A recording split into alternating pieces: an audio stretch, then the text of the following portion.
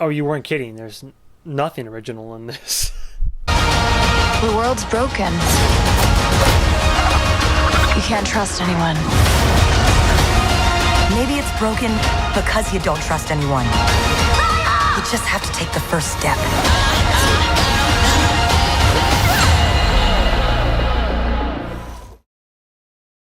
And we have Raya and the Last Dragon. This isn't going to be very long. I don't have a lot to say. Granted, this might turn into a rant, but I'm just going to cut right to it. Raya and the Last Dragon is a painfully average film. Is it a bad movie? No.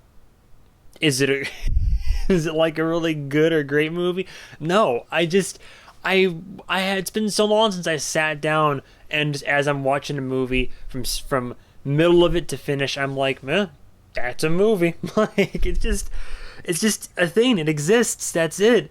They didn't reinvent the wheel, didn't change up the narrative, didn't offer me anything like too terribly exciting. It's just a good one to pop in for the kids if you're babysitting, I guess. Where to start? Raya and the Last Dragon, a release that is technically, again, 2021.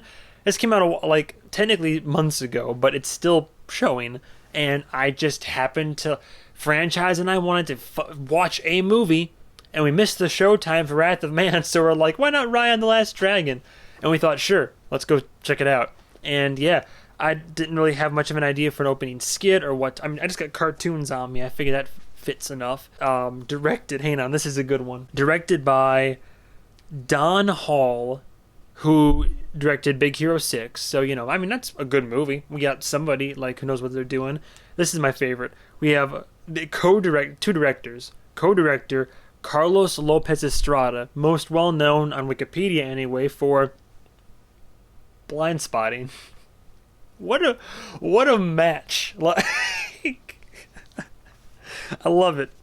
Yeah, direction. I have no problem with direction. It's a movie. It's not bad. There weren't any shots where I was like, oh my god, like it just exists again. Down the list.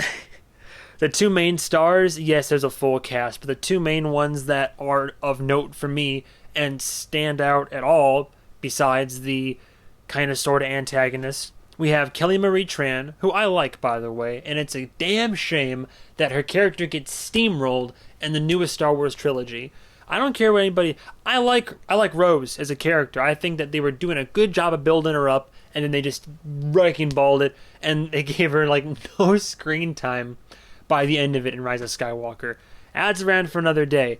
Kelly Marie Tran's great, and I think that all you fucking assholes out there that bullied her on Twitter should be fucking, I don't know, learn how to be nice, like, appreciate things.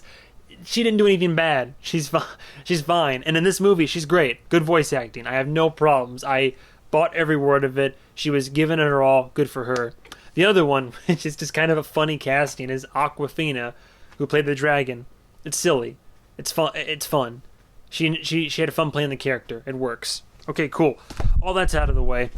There's nothing really nifty about this film. It's a story we've seen before, with characters that we've seen before, the plot twists that we've seen before, the cliches we've seen, but it's just so average.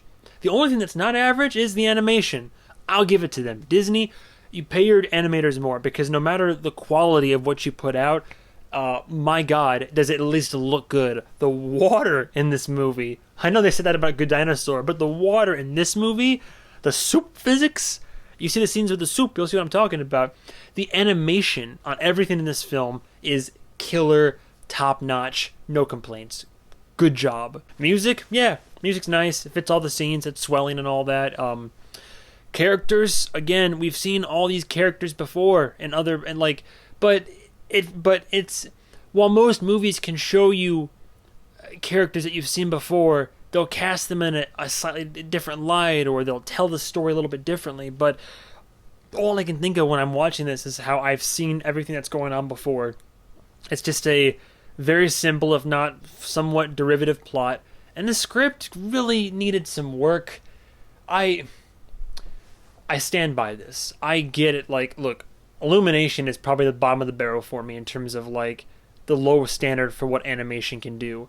But it's proven you can make good animated films that work for kids, but also the whole family, the adults. You know, whether you're a dum-dum with an IQ of 20 or a higher one up there, whether you're young or old, there's animated films out there that work for the whole audience and are good quality films. You got Lego Movie. You got a newer one like Mitchell's vs. the Machines. You've got Into the Spider-Verse. I mean, I could probably turn around here. Atlantis, old Disney. There you go. Treasure Planet. My point is, you've got animated films out there. Great Mouse Detective. That's another good one that has very dark undertones. You've got good animated films out there. Fern Gully. Oh my god. Double shifts and no breaks. You've got good animated films out there that don't just have to be just for the kids. And this movie is one that I felt like was just made only for the kids, which is fine. Who am I to judge that? You need that in life, I guess. But if it's a movie that also takes itself pretty seriously. Am I glad that it's a film that has more representation for people other than just white Americans? Yes, I love representation like that. Go for it. Yes. Voice casting was all great. It was very appropriate. It wasn't some type of like Scarlett Johansson playing a Japanese gal or whatever. No, it was fine. I have no problems with any of that. Representation's good. Voice acting was good. Animation was good.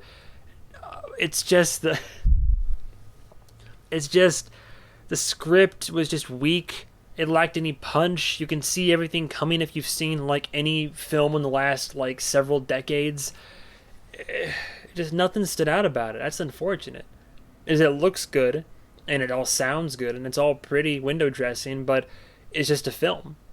Maybe I'm overthinking it because I've been watching films for all my life and I'm getting in my old age I'm getting more critical about film and it's like, what do I enjoy anymore? But like, it could have been so much better and it's just simply disappointing that it wasn't.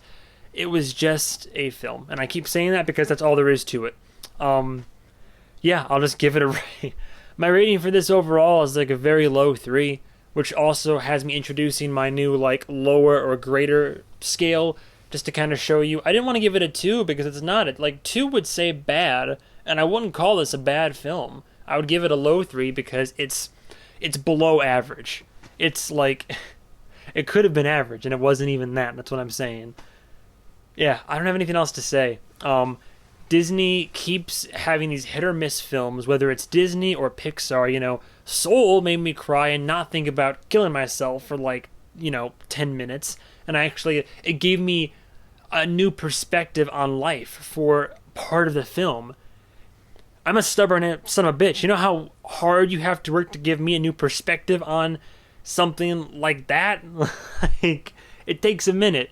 And Soul touched my heart and my soul. And was a great animated film that still had some jokes for the kids, but touched on some real world issues. And it was, an example of how Disney keeps going back and forth between quality and just averageness.